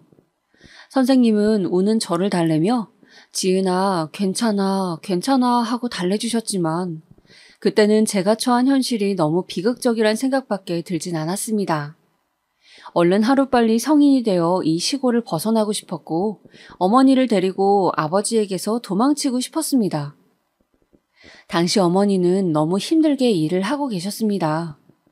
어머니에 대한 이야기를 하려니 지금도 눈물이 나려 하는데요. 어머니는 중국집에서 원래 일을 하고 계셨다가 그 중국집이 망하게 되면서 옆에 있는 국밥집으로 일자리를 옮기게 되셨습니다. 그런데 하필 국밥집 사장님이 무척이나 인심이 나쁜 분이셨어요. 아랫사람들을 함부로 대하는 것으로 유명하셨고 저희 어머니에게도 툭하면 반말과 욕설을 섞어 말하시곤 했어요. 어느 날엔 학교가 끝나고 어머니가 보고 싶어 잠시 국밥집에 들렸는데 국밥집 사장님과 어머니 사이에 시끄러운 소리가 오가고 있더라고요. 아니, 내가 그니까 이거 국물량 똑바로 알아 그랬니? 안 그랬니? 이렇게나 많이 주면 이게 얼마나 손해인 줄 알아? 네가 토해낼 거야? 네가 물어낼 거냐고? 죄송합니다, 사장님. 손님분이 조금만 더 달라 해서. 달라는 대로 다 줘? 넌 어쩜 그리 일머리가 없냐? 어? 이런 식으로 일하면 잘리는 수가 있어. 알겠어? 네, 죄송합니다, 사장님. 그 광경을 보는데 그만 저도 모르게 그곳으로 뛰어들어가 사장님에게 바락바락 소리를 지르고 싶었습니다. 근데 그러면 어머니께서 괜히 더 창피하고 곤란해지실 것 같아 차마 그러지 못하겠더라고요. 그래서 못 본 척 뒤돌아서야 했습니다. 집으로 걸어가는 와중에도 아까 어머니가 짓던 그 표정이 떠올라 한없이 눈물이 쏟아졌죠. 그리고 마음속에 도끼 섞인 결심 하나가 생겼습니다. 지금부터 공부를 열심히 해야겠다고요. 저희 집을 일으킬 수 있는 방법은 제가 잘 되는 것 말곤 없었기 때문에 그러려면 대학부터 가야겠다는 생각이 들었습니다. 일명 사자 직업을 달아 어머니를 호강시켜드리고 싶었어요. 그래서 그때부터 저는 공부를 무척 열심히 했습니다. 장학금으로 대학을 갈 수 있다는 이야기를 들었기 때문에 장학금을 받을 각오로 공부해야 했기에 한 권의 문제집을 몇 번을 지우고 풀어가며 공부를 했어요. 그리고 정 필요한 문제집은 잘 살고 공부 못하는 친구에게 다가가 필기 노트와 문제집을 교환해 얻어내기도 했습니다. 돈으로 사야 하는 것들을 그런 식으로 채워나가니 저에게도 희망이 보였습니다. 허나 제가 그렇게 불도 안 끄고 공부를 하고 있으면 이 희망을 꺾는 건 아버지였어요. 아버지는 잔뜩 술에 취한 목소리로 제 공부를 방해하곤 했습니다. 그때만 해도 저 역시 머리가 컸기 때문에 아버지에게 저 정도로 맞설 순 있었습니다. 그러면 아버지는 자신이 제가 아버지를 무시한다며 동네 떠나가라 소리를 지르곤 하셨어요. 그 때문에 저는 집에서 나와 길거리에서도 공부를 하고 가로등 있는 곳을 찾아 그 아래에서도 공부를 하곤 했죠. 지금 생각하면 공부하기 너무 열악한 환경이었습니다. 이런 제 마음을 알아주시는 건 어머니밖에 없었죠. 우리 딸 요즘 공부하느라 힘들지? 안색이 많이 안 좋네. 하나도 안 힘들어. 공부하는 게 뭐가 힘들다고? 앉아서 책만 읽는데. 엄만 덥지 않아? 여름인데 하루 종일 불 앞에 있잖아. 아니야. 엄마도 너무 더우면 밖에 나와서 바람도 쐬고 그래. 걱정 마. 엄마의 말이 새하얀 거짓말이라는 건 알고 있지만 알면서도 그때는 그냥 엄마 품에 묻혀 휴식을 취하곤 했습니다. 그리고는 더 열심히 공부해야겠다는 다짐을 하며 공부한 끝에 원하던 결과를 얻을 수 있었어요. 바로 명문대 합격이었습니다. 그러나 그 뒤에는 청천벽력 같은 소식이 뒤따르고 말았습니다. 제가 장학금 대상자가 아니라는 것이었어요. 네? 제가 장학금 대상자가 아니라고요? 말도 안 돼. 어떡해. 합격을 했음에도 불구하고 저는 장학금을 받지 못한다는 사실에 엉엉 울었습니다. 어머니에게 최대한 부담드리지 않고 내 힘으로 벌어 가고 싶은 대학이었는데 어찌나 서럽던지 하늘이 저를 외면한다는 생각마저 들었습니다. 하지만 어머니는 우는 저를 외려 야단치셨어요. 네가 왜 대학 등록금을 걱정해? 엄마가 있는데. 엄마가 일단 입학 등록금 정도는 모아뒀으니까 이 돈으로 대학 가. 그리고 틈틈이 중간중간 엄마가 열심히 벌어서 줄 테니까 걱정하지 말고 공부만 해.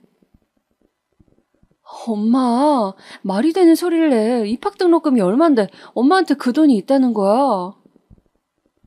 아니야. 엄마가 국밥집에서 일하면서 사실 시간 날 때 가끔 소일거리로 시장에 내다 파는 것들이 있었는데 그게 꽤 돈이 됐어. 그래서 우리 딸 대학 보내주려고 틈틈이 저금해놨지. 이 돈 들고 대학 가면 돼. 그러니 울지 마, 우리 딸. 엄마가 그 정도도 못 해줄까 봐. 그제야 제 눈에 일하시느라 손금이 닳아 없어진 엄마의 손이 보였습니다. 저를 포근하게 안아주시는 엄마의 말씀에 마음이 놓인 건지 미안했던 건지 더 눈물이 나고야 말았죠.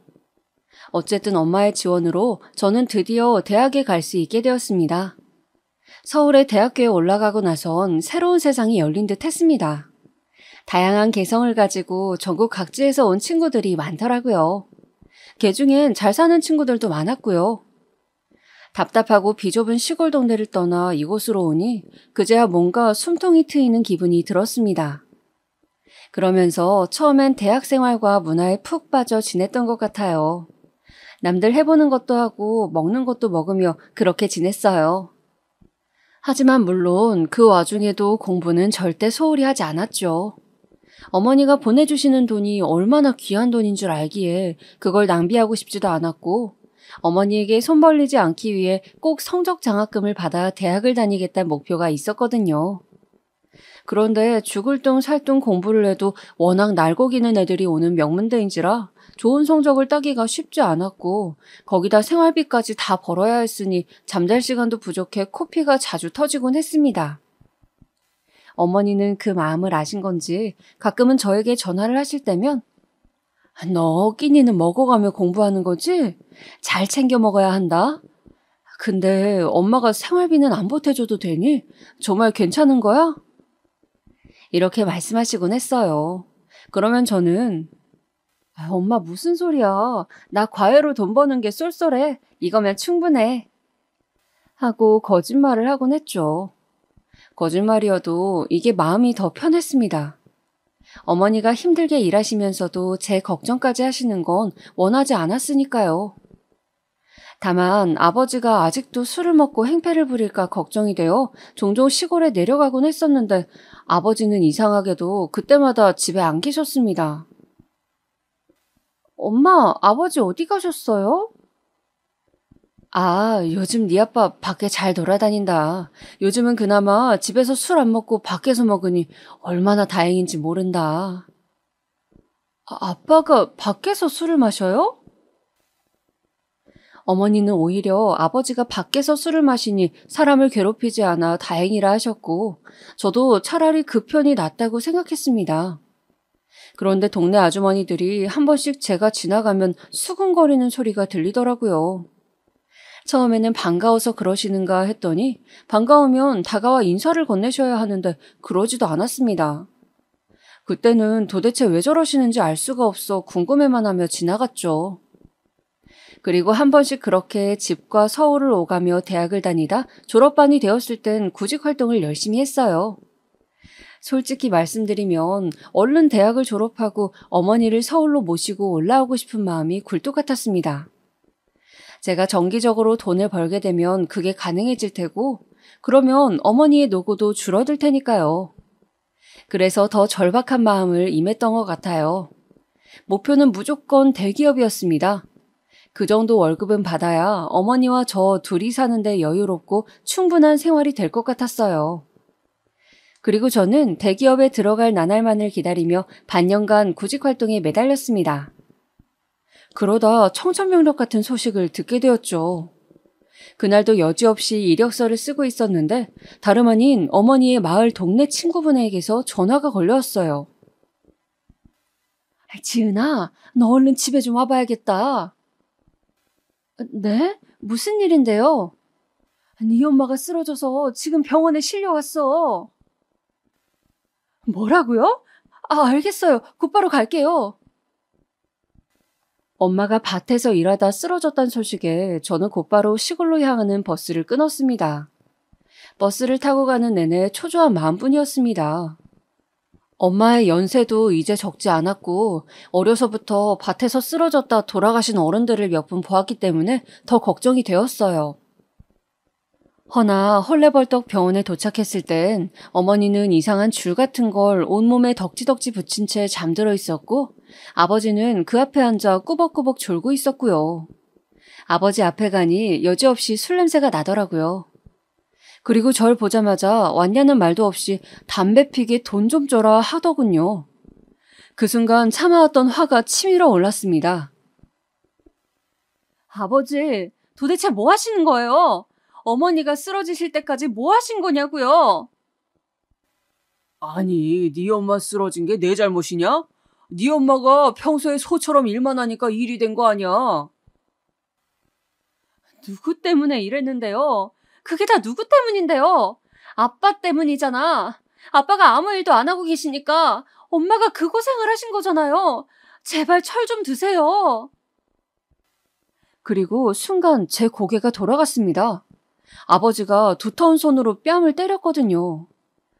하지만 전 맞아도 아프단 생각은 별로 들지 않았어요. 오히려 맞은 게 더 분하고 억울해서 미칠 것만 같았죠. 엄마가 아픈 거 다 아버지 때문이에요. 알아요? 내가 이 말 안 하려 했는데 나도 참다 하는 거라고요. 너 어렸을 때 누구 덕에 먹고 자라고 했는데 뭐? 네 엄마 아픈 게 나 때문이야? 자식놈이 말 참 이쁘게 한다. 건방진 것, 키워주는 애를 모르고. 은혜요? 난 아버지한테 입은 은혜 하나도 없어요. 근데 제가 뭐라 더 쏘아붙이려 할 때 담당 의사가 찾아왔습니다. 선생님, 어떻게 됐나요? 아무래도 큰 병원에 가셔야 할 것 같습니다. 워낙 상황이 시급해 강한 진통제를 드리긴 했지만 서울의 대학병원으로 옮기시길 추천드립니다. 그리고 어머니 병명은 알고 계시죠? 네? 병명이요? 아니요. 모르고 계셨나요? 그제야 저는 어머니의 병명을 알 수 있었습니다. 며칠 전 검사도 받고 가셨더라고요. 폐암이십니다. 우리 엄마가 알고 있었다고요? 엄마가 알고 있었다니. 그 말에 저는 더 온몸에 힘이 풀려 스르르 주저앉았습니다. 암에 걸렸는데도 말하지 않고 일부러 숨겨왔다는 사실이 가슴을 더 찢어지게 만들었어요. 일단 저는 아버지를 원망하기 이전에 어머니를 살리기 위해 최대한 빨리 서울의 병원으로 이송하는 절차를 밟았습니다. 그렇게 엄마는 여러 검사와 더불어 대학병원에서 수술을 받게 되었습니다. 그리고 마취에서 깨어난 엄마가 처음으로 한 말은 미안하다였습니다. 이 못난 엄마가 우리 딸 고생시키네. 미안해, 내 딸. 엄마. 깨어나자마자 미안하다는 말부터 하시는 엄마. 순간 너무도 왜소해진 엄마의 얼굴과 몸에서 병색이 완연하게 느껴졌습니다. 그래서 일부러 외면하고 더 밝은 척, 더 괜찮은 척 했어요. 엄마 포기하지 마, 알았지? 수술도 잘 끝났대. 여기 서울에서 한 번 더 수술 받으시면 건강하게 살 수 있대. 그래? 다행이네. 하지만 엄마는 이미 본인의 상태를 아셨던 듯 합니다. 살 확률이 너무나도 적다는 것을요. 수술을 받으시고 항암 치료를 받으시면서도 제가 사온 음식을 넘기지 못하셨고 그걸 미안해하며 손을 꼭 붙드셨습니다. 그러던 어느 날은 저를 조용히 부르시더군요. 지은아, 엄마가 할 말이 있는데. 엄마 무슨 말? 사실 엄마가 우리 딸 결혼하면 주려고 모아놓은 통장이 하나 있어. 장롱 아래에 네 아버지 모르게 숨겨놨어. 비밀번호도 따로 적어놨으니까 엄마 혹시 잘못되면 그거 꼭 써. 알았지? 엄마, 왜 그런 말을 해? 살 수 있는데. 그럼 엄마 살 거야. 살 수 있어. 우리 딸 결혼하는 것도 보고 손주도 보고 다 봐야지. 엄마가 얼마나 그날만을 기다려왔는데. 엄마는 저를 위해 그런 말씀을 하셨지만 이내 시든꽃처럼 하루하루 기력을 잃어가셨고 아버지는 그 사이 코빼기도 비추지 않았습니다. 도통 어딜 갔는지 알 수가 없었죠. 그러다 제가 아버지의 행방을 알게 된 건 어머니의 임종날이었어요. 어머니는 그날따라 유독 숨을 가파르게 쉬었고 그 전날 밤에도 몇 번이나 고비를 넘기신 후였습니다. 그 때문에 보는 저도 조마조마했죠.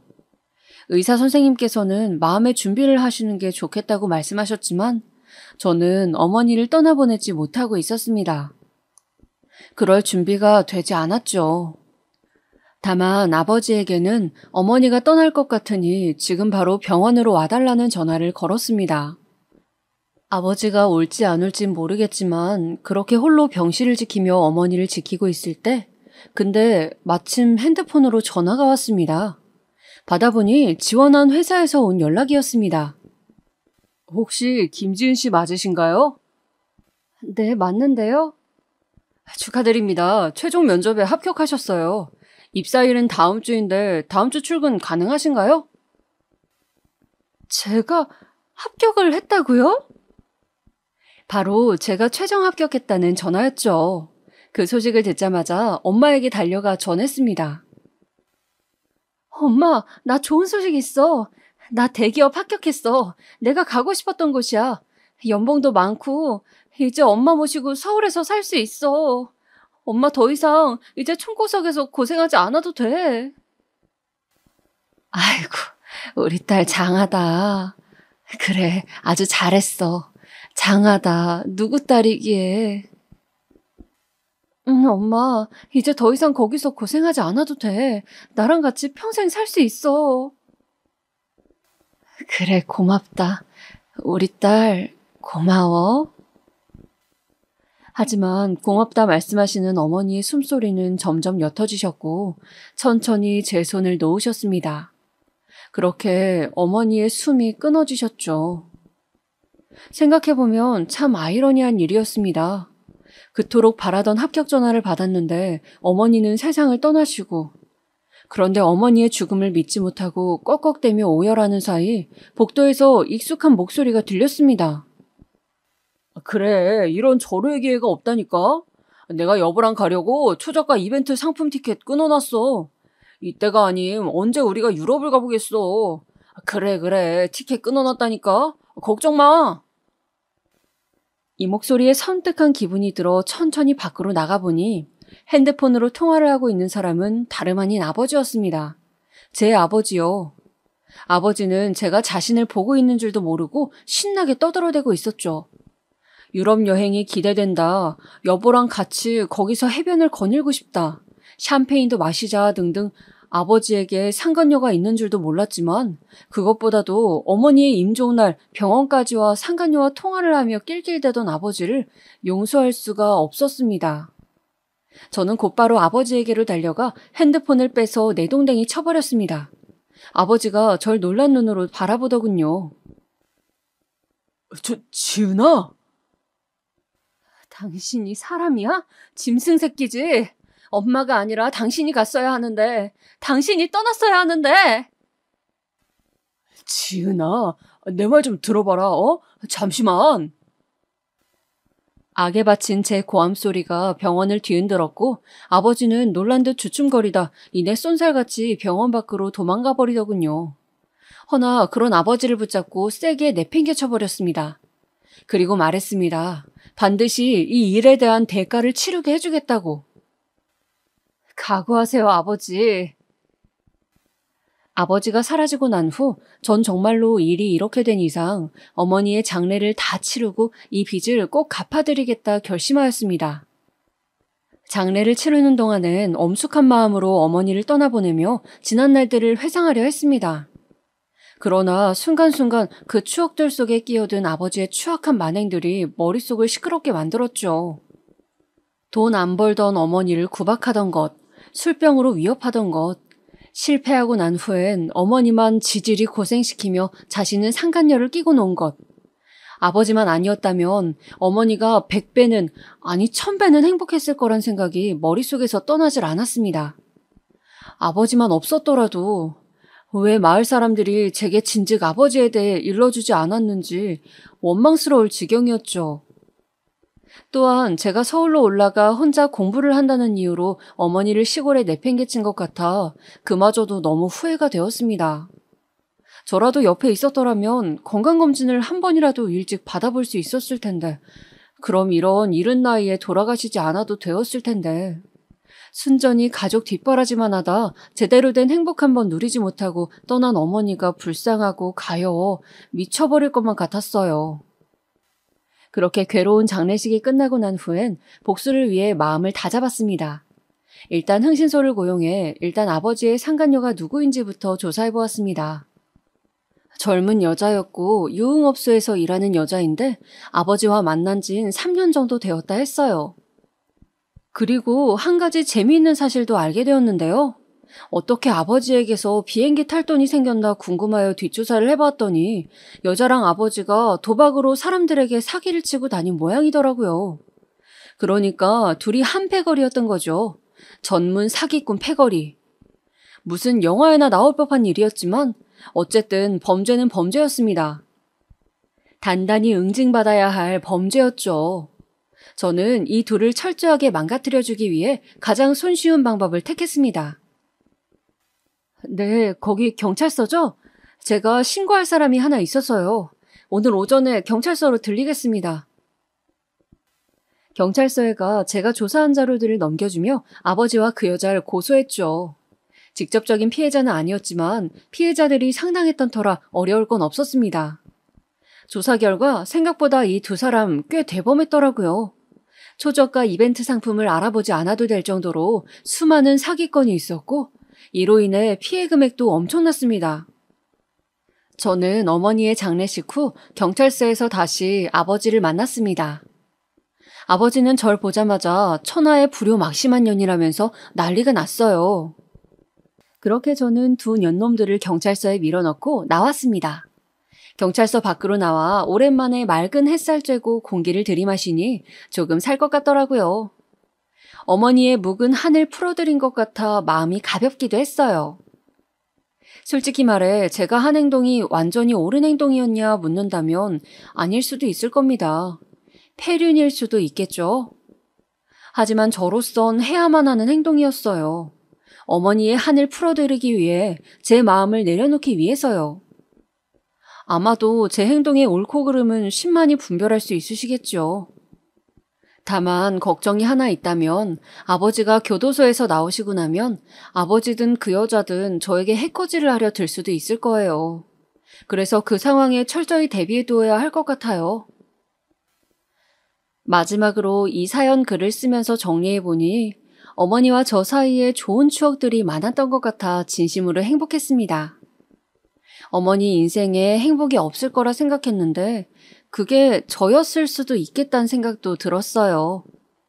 제 인생의 가장 큰 축복이 어머니였던 말입니다. 또 한 가지 어머니에게 전하고 싶은 말이 있다면, 저 지금 회사 잘 다니고 있고 씩씩하게 살고 있으니 걱정하지 마시란 말씀 하고 싶습니다. 그리고 저는 어머니의 딸이어서 참 행복했습니다. 어머니 딸이어서 자랑스러웠습니다. 하늘에서 그 누구보다 평안히 지내시리라 믿고 제가 어머니를 다시 만나러 가는 그날 맞이하러 나와주세요. 어머니 정말 너무나 많이 사랑했고 지금도 여전히 사랑합니다. 어머니의 사랑 영원히 잊지 않겠습니다.